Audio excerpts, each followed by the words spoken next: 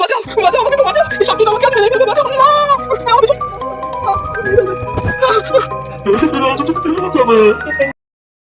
লক্ষ্মীপুর নামক এক গ্রামে ছিল এক ডাইনি যে মানুষ খেকো ছিল।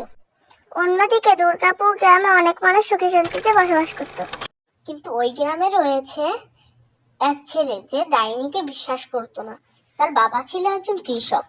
তার আজ মাছ ধরতে যেতে হবে, কিন্তু তার বাবা আজ অসুস্থ। এই জন্য তার আজকে মাছ ধরতে যেতে হবে, কিন্তু যেন তেন জায়গায় নয়, আমরা যেখানে জেনেছি যেখানে ডাইনি রয়েছে সেখানে। এখানে তার মাছ ধরতে যেতে হবে। এই মাহিন, মাহিন, বের হ, আজ তোর মাছ ধরতে যেতে হবে। এই ছেলেটির নাম হলো মাহিন, যা আমরা শুরুতে বলেছিলাম। এই ছেলেটির নাম খালিদ, যে মাহিনকে আজ ডাকছিল।